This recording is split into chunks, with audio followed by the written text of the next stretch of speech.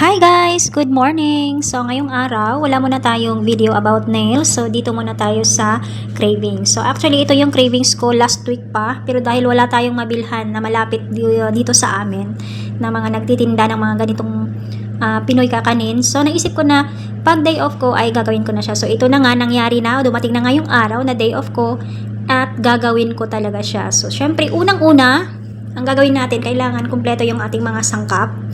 And bago tayo maghalo ng mga sangkap ay kailangan nakapagpakulo na tayo ng tubig kasi i-steam natin siya. So ang gagawin ko ngayong araw na to ay homemade na kutsinta.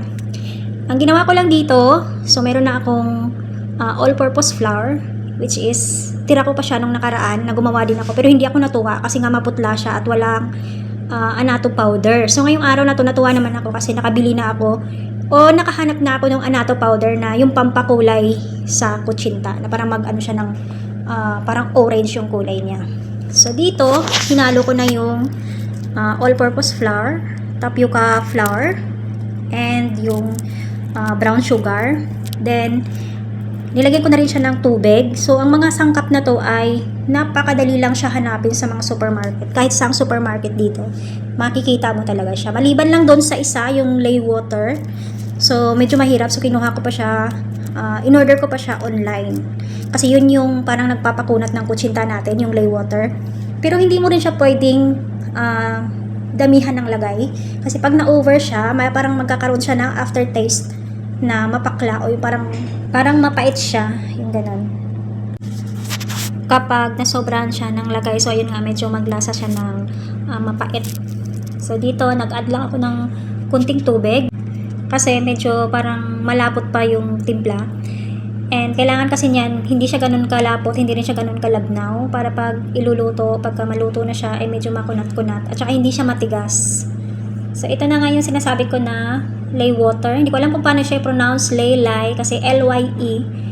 So yun lang. And na-order ko pa siya online. Sa mga tindahan, hindi siya ganun ka bilis hanapin itong tubig na to na nilalagay diyan. So nabasa ko lang doon, nag-research ako, sabi na ito daw yung nagpapakunat ng kutsinta. So ito na nga yung annatto powder, yung atsuete. So dito mali po yung pagkagawa ko, dapat pala tinunaw ko muna siya sa tubig bago siya i-mix, or sana noon kanina pag nung naghalo ako ng mga dry ingredients, dapat isinama ko na siya doon. So medyo ang ending nito parang namuumuo siya. Pero nawala din naman, will combine din naman siya pagkatapos kong salain ng 2 beses. So ito yung kulay niya, para talaga siyang orange na. And ito na nga yung pangalawang sala ko kasi nagbuo-buo talaga yung atsuete nung nilagay ko siya. At dito naman, nakakulo na yung aking tubig na pagsasalangan. So maglalagay na ako sa molder. Meron ako ditong silicone molder available sa Shopee. So nasa link lang sa baba kung gusto nyo, and then check out na lang. Actually hindi to pang kutsinta guys, para lang talaga to sa puto. Pero dahil wala naman akong ibang molder ng pakutsinta, so pwede na to. So medyo malaki siya, size nito ay large. And yun na nga, so dahil medyo may kalakihan yung ating molder, so hindi ko siya ganun ka puno lagyan. So mga 3/4 lang. And i-steam ko siya ng 30 minutes para lutong-luto talaga siya. So ito na. So diba ang ganda ng kulay. So colorful po yung ating molder. So available yan sa Shopee. So ito na yung pinaka-exciting part. Charet. Hindi pa naman siya ganun ka-exciting, pero natutuwa lang ako pag... So ito na nga, tapos na natin siyang ilagay sa mga molder. And ito na, kulong-kulo na yung aking tubig. So i-adjust ko lang siya sa medium heat.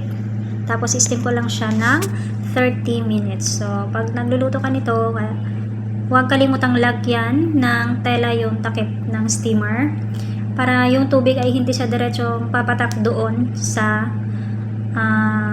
kutsinta. Kasi para siyang magkakaroon siya ng butas-butas, yung parang ganun. So natapos na yung ating 30 minutes na paghihintay.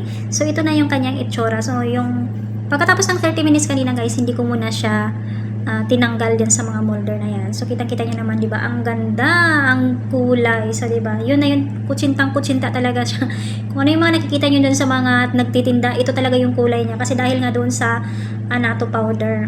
So pinaka-importante talaga yun. Kasi nga yun, ma-achieve mo yung kulay ng kutsinta. So pagkatapos ko pala siyang na-steam ng 30 minutes, hindi ko muna siya tinanggal. Pinalamig ko muna siya siguro mga 15 minutes. Kasi nung nakaraan yung ginawa ko, mainit pa siya. So, tinanggal ko para na-deform. Kasi dumidikit siya. So, hindi maganda. So, kailangan talaga siyang palamigin muna. And, ito na nga. So, diba, nakita nyo naman kung gaano kaganda yung ating homemade na kutsinta. So, may tira pa ako kanina. So, hindi ko siya pwedeng itapon. Hanggang sa huling patak, kailangan ko siyang lutuin kasi nga sayang. Minsan lang. So, once a day lang tayo magdi-day off isang araw lang tayong magde-day off sa isang linggo.